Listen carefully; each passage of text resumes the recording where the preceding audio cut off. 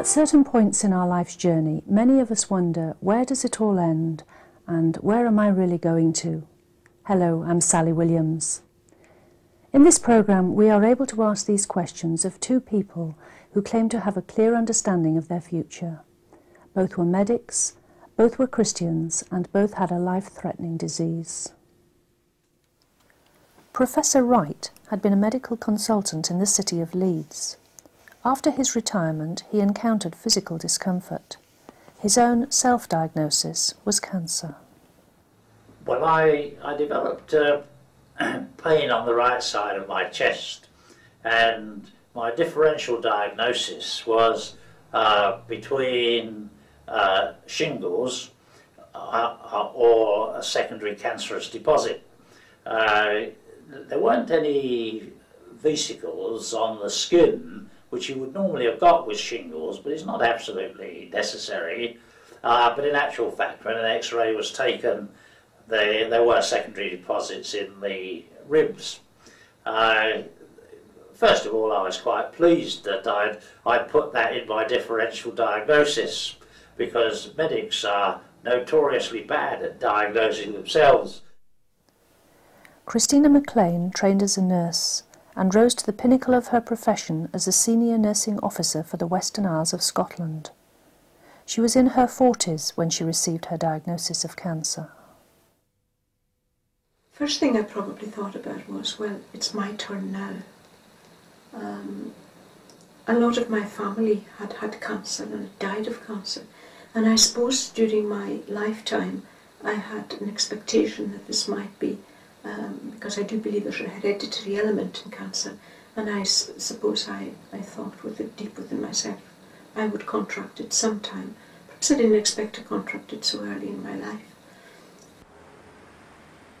Professor Wright lived in Harrogate, but long before his arrival, the baths there were offering their own cures for the aches and pains of rheumatism and arthritis, which affect the muscles, joints and bones of the body.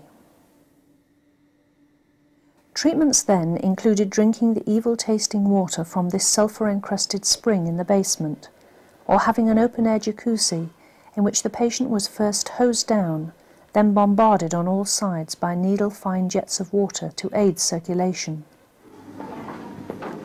As a consultant for hospitals in Leeds and Harrogate, Professor Wright's work was concerned with a more scientific understanding of the rheumatic diseases. Can I just have a look at your hands? Many people think of the rheumatic complaints as a single entity. In fact, Professor Wright's knowledge spanned over 400 separate diseases. His first step on the promotional ladder was his application for a post at the famous Stoke Mandeville Hospital. There was a job on the general medical firm there with duties on the newly formed rheumatic unit. Now at that time I knew very little about rheumatism, and what I knew was wrong. But fortunately the other girl who was interviewing with me was an extraordinarily bright girl from Oxford University. When asked if she had any questions, said, "Yes, may I have Saturday mornings off?" Now in those days, whatever you asked, the one thing you didn't do was to ask for Saturday mornings off. So on the strength of that, they gave me the job. Good afternoon, ladies and gentlemen. We would like to welcome you on this refreshing day to our usual Tuesday lunchtime open air. You'll find us. Professor Wright was known widely as a Christian, and that he considered it his most important duty in life to introduce all he met to the person of Jesus Christ. Our submission is this, that the only way to get a new world is that we should have new men and women. Now here we live in a world which is characterised by technical progress. It was from this belief that the real love of his life was born, the United Beach Missions. This became a major means for bringing his preaching to the beaches and promenades of Britain during the summer season. The link was first forged when the professor was on holiday in the little North Wales town of Llandudno. The approach he pioneered 40 years ago is still carried on today. From this beginning, the work has spread to cover activities among both adults and children.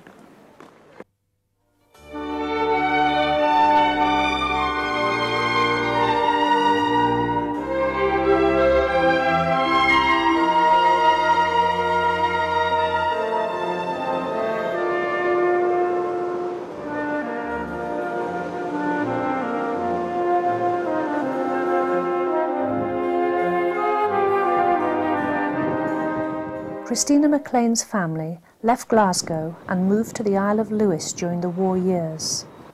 Her own Free Church of Scotland upbringing had prepared her for the island's devout religious life, but her diagnosis left her faith very insecure.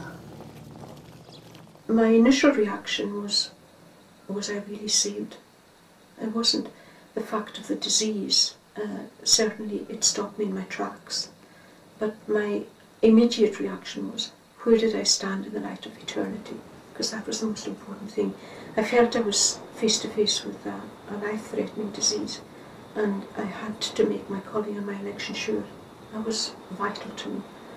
And so I must say then that cancer was secondary to knowing what was going to happen to me eternally. When Christianity was first carried to the Western Isles, Lewis was historically the most resistant.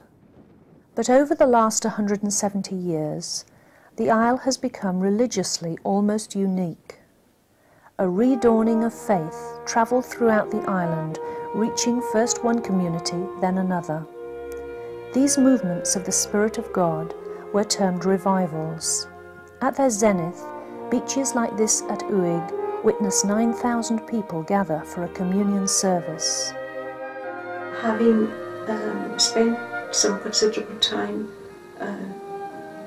trying to find out where I really stood, although I had been a believer for a long time, I was in a state of doubt. But when the Lord came with such peace to my soul, I just felt so enlightened as to my eternal destiny that I really was euphoric by the time I went into hospital. And that euphoria carried me through the whole of that period of my life. And it's a month, isn't it, since we last met? And that's when you had the radiotherapy and we treated... Christina MacLean was in her 40s and at the peak of her career when her doctor broke the news of her cancer. She immediately took early retirement. After much reflection, she came to this conclusion. And then when I grasped the fact that my disease was not going to be the reason of my death, but that God had appointed a time to die as He appointed a time to be born, and that what happened between my birth and my death was only essentially of benefit to me, inasmuch as that God's grace was bestowed upon me in each situation. And once I thought of the fact that this cancer will not of itself bring about my death. I will arrive at the appointed time, whether I have cancer or whether I haven't.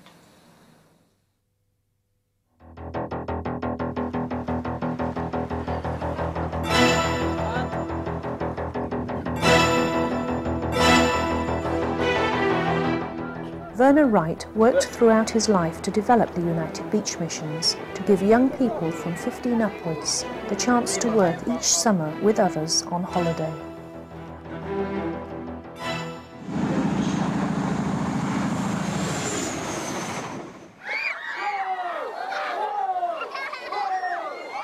The Indians are back in town, and that you've got to get over that line, okay? You ready? Back to the ranch! In what way is it fulfilling? God obviously commanded us to go and tell people. So one, there is a blessing in being obedient to God in the first place. But also, it's because I'm sure the Lord has given it to us in our hearts to want to go and tell.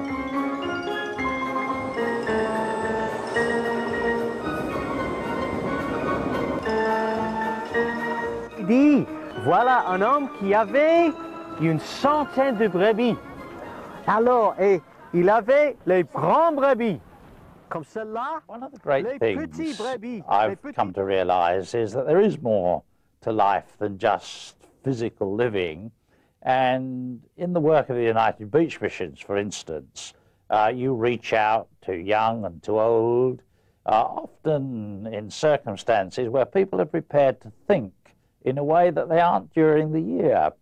During the year, they get caught up in the rat race of life and barely have time to think about eternal issues. Yet, when they're on holiday and the first donkey rides have exhausted their patience and their cash, then they'll often, in listening to family meetings that we run on the beaches. They're prepared to think more deeply about the real meaning of life and eternal issues, in fact. As a boy, Werner Wright moved to the town of Bedford, where he was sent to St John's Church, famous for its links to John Bunyan, author of The Pilgrim's Progress. But his interest in Christianity wasn't kindled at St John's, but at a local dance hall that a young life leader had hired, not for a dance, but for a games evening and epilogue. And at the end, an Amish scripture reader just said what it really meant to be a Christian. And for the first time in my life, I realised that whatever I had, and I was doing quite well academically and in the sports world, that whatever I had, the one thing I didn't have was Jesus Christ living in my life. And that night, in a very quiet and simple way, I acknowledged my guilt. I asked Christ to cleanse me from my sin by virtue of his death upon the cross, and received him into my life.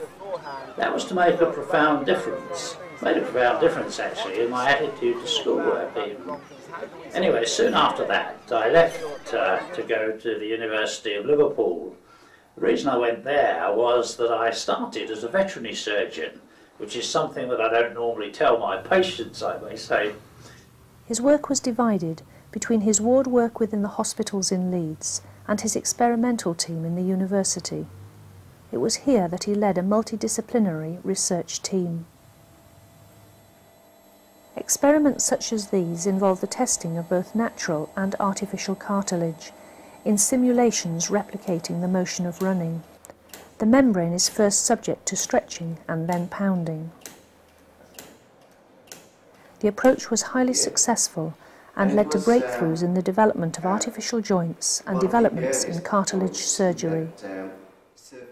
You could always knock at his door and find him available, always with a smile, but never wasting any time. And one other attribute of Werner was his immense sense of humor. He could diffuse the most tense situation with a joke. He could just make everyone laugh, and he could be heard laughing from the other side of the building. It's been a wonderful thing in many ways. Really, first of all, to talk to my colleagues, several of whom were rather embarrassed as to quite what to say to me, because they weren't aware, of course, of the situation. And it's been such a joy to be able to share with them the fact that that not only do I know what I've got, but I know where I'm going, and it's not on the basis of any merits of my own, but on the merits of the Saviour whom I'm trusting. So it's been a great joy to talk to them along that line. I think it's a great help as well when you meet fellow sufferers. You know as well as I do that somebody can give you all the good advice in the world, but when somebody else comes alongside you and says, look, I know just how you feel because I'm in it, then, you know, you're able to speak with empathy, I believe is the modern word.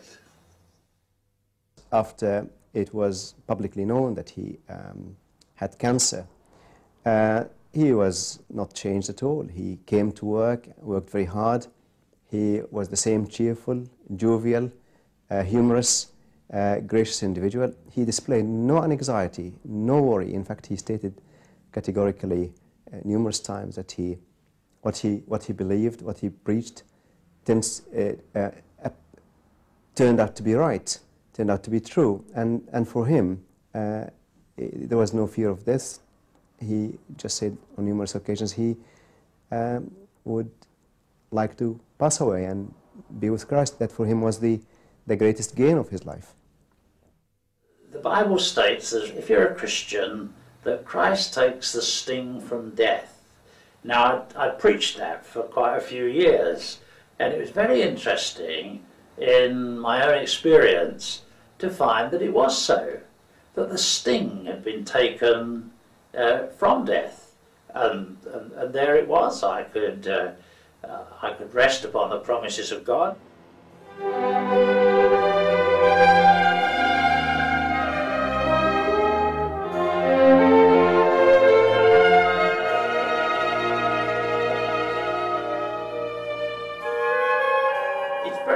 to envisage how I would have approached the situation if I wasn't a Christian, I think I'd have been very fearful, really, and perhaps a little angry even. Here was I'd just retired, and you think of all the sorts of things that you can do in those retirement years, and a delightful wife with whom you're going to be able to share that, and quite a lot of children, all of whom are quite close to me, some in the neighbourhood and some abroad actually. So you can envisage all sorts of things that you can do in your retirement that would bring great enjoyment. And here you would feel that you were cut off almost in the prime. It's difficult for young people to think that somebody in their 60s can feel in their prime, but I can assure you that they do. And so I think I'd have been somewhat angry, possibly even a little bitter as well. And I can certainly understand for people who don't have a hope beyond the grave that they may suffer from that reaction. Building the hospice that Christina McLean was later to open was an economic miracle. Every coffer was bare. Yet it was built, and the project received national recognition. The Western Isles economy is small scale, and money, even for essential social projects, is always tight. The production of Harris tweed cloth is the cottage industry for which Lewes is famous. Sheds house the outworkers' looms, but the whole industry is notoriously susceptible to the ups and downs of the clothing markets. Many industries, like the fishing boats, are family-owned. For years, profits have been squeezed by high costs and fierce international competition. Traditional occupations, like peat digging to provide winter fuel for the houses, still continues on the boggy inland plain, but only as a very small part of the area's whole economy. Christina McLean was attracted back into nursing by an old problem she had worked on as an administrator: where to care for the terminally ill. Suddenly a unique opportunity came. While she had been retired, a group of islanders had banded together to help plan the building of a hospice, and now they needed a matron to help with the project. Had I myself been sitting on the interview panel, I wouldn't have appointed myself, simply because by that time it wasn't just a primary, I had my first secondary. But I believed that the Lord would sustain me to see this project off the ground. Journalist Bill Lucas was the secretary to the group that built the hospice. Why did they consider someone with an advanced cancer to be the right choice of matron? I think there was no doubt in anyone's mind at the end of all the interviews that Christina was the most suitably qualified for the post. Not only did she have the nursing experience, but she had great administrative skills. In fact, I think the interviewing panel felt that there was a divine hand leading them in making the appointment. Christina McLean insisted that the hospice be furnished and run as far as possible as a home. The finer touches had to be included so as to make it as little like an institution as possible. Her real contribution, though, was her leadership in the level of personal care and affection shown to each patient. Unlike what we are taught in nursing or health visiting, where we're expressly asked not to get emotionally involved with the patient, right at the beginning I made the point that to be able to enter into the feelings of patients and relatives, we had to identify with them, and you cannot identify with a person without getting emotionally involved. Christina McLean's leadership led to her being nominated successfully for the Queen's coveted MBE Award for her services to cancer. As an islander, she had to travel to the mainland for radiotherapy. Her destination was Inverness.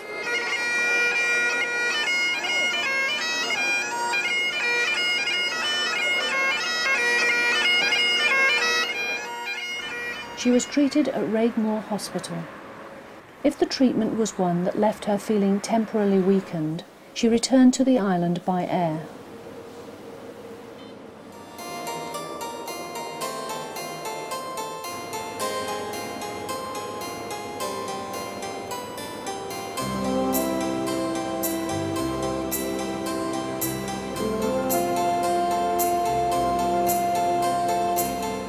In her spare time as a matron, she wrote 2 books, expressing her faith and its application to her life and illness.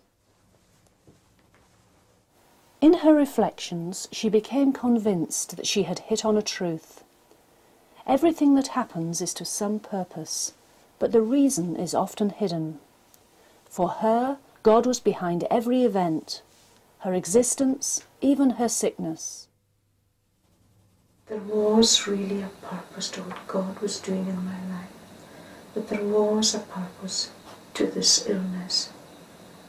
Be that whether it's used as a vehicle to take me to glory or to perfect me, but there's a purpose. And so often I think of that title in respect to so many other things in life. In God's providence there is always a purpose. Professor Wright and Christina McLean, were they under a shadow? In one sense they were. But with their medical knowledge, neither questioned the end. But from their point of view, were they? 2 things characterised their lives: their belief in their Maker and their faith in any plan devised by Him. There's the great general verse, you might say, about guidance in the book of Proverbs in chapter 3, where it says, "In all your ways acknowledge Him, and He will direct your path." And as I often say when I'm speaking to young people, they worry a lot about the direction of their path. And they're wrong in doing that, because that's not their concern. God has said, I'll direct your path. Your concern is to acknowledge me in all your ways. And as I've endeavoured to acknowledge Him in my ways, so I've been able to claim the promise and found it to be true that He will direct my path. Now that's true in life, and therefore it must be true in death as well. I've thought through the terminal phase of my illness. I've thought through, because of my own professional knowledge, I have some idea of the likelihood of the terminal phase. I know there are differences, but so I've thought through that, the debilitating stage and the painful stage, and but all of the time I try to keep my eyes fixed on eternity. Eternity has become a reality in my life that it wasn't before. I also draw an awful lot of comfort from it. I look to heaven as a place that I'm going to enjoy the fellowship of the Lord as I've never known it on earth, where I'm going to be perfect and where my thoughts will not wander as they do here when I'm either reading or even listening to a service, where I'll be in a sinless state. I think of these things, and they're a great source of comfort. And I know that when the time comes, the Lord's grace is going to be sufficient for me, because He promises that His grace will be sufficient for us.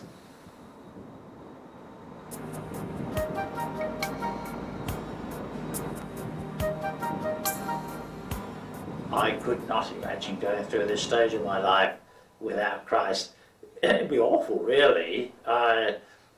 You'd either see yourself going into blackness, or else you'll deliberately shut off the reality that in the not too distant future you're going to move from time into eternity.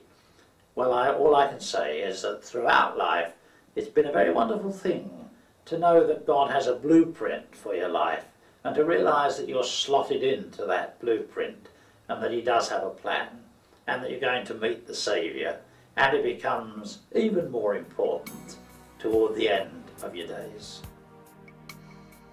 this instance, you're not leaning on something that can let you down. You are leaning on a being who says, "Come unto me, all ye that labour and are heavy laden, and I will give you rest." This is reality. It's not something that's airy-fairy or something that we think of. And it's only perhaps when we are really ill that we realise that in the person of our Lord Jesus Christ we have a being that we can lean in repose on. Everybody's familiar with the 23rd Psalm. It's a wonderful thing to know that the Lord can be our shepherd and that he can take the sheep on his shoulders and carry it home to the fold if need be. In the Bible, it talks of heaven really in pictorial terms, doesn't it? And we know that the streets are not literally paved with gold. And indeed, quite a little of what it says about heaven is negative, but it's pretty good, if I could put it, positive negativity, inasmuch as there'll be no sin and no suffering and no tears. I mean, these are tremendous things to be rid of, aren't they? And therefore, all I can say is it is to be with Christ, which is far better. And it'll certainly be in a different dimension. And I think actually that C.S. Lewis, in some of his books, has got quite a grasp of this. And all we can say is it must be a very wonderful thing to be with Christ forever, and to be shed of those things that drag you down, that pain you, and that distress you, and to think that you're not going to have to battle against sin anymore. That'll be a tremendous thing. Avec Monsieur le berger, regarde, il est là, il est heureux, et les brebis. I will present you faultless. This is the Lord Jesus speaking. I will present you faultless before my Father's throne above. And I've always thought that's tremendous, because although I've got many friends in this world, not one of them can present me faultless before the Father's throne. But it's lovely to know that there's one who can and who will. Both our subjects have passed on. Professor Wright spent his last few days and hours in a hospice close to his home. His Thanksgiving service was held at the Leeds City Hall. 3,000 people attended. Christina McLean died in the same month. Her Thanksgiving service was held island style in her own home. Her physical body is laid to rest in the shallow ground of the hillside overlooking her church. Yes, I can certainly see why illness can teach people something. For one thing, it emphasises to you the brevity of life. And that you haven't got all the time in the world. We often live as if the curtain will never come down, but there does come a day when the play is over. It teaches you that of yourself you are not sufficient, and that you do need to look to a Heavenly Father to help and to guide.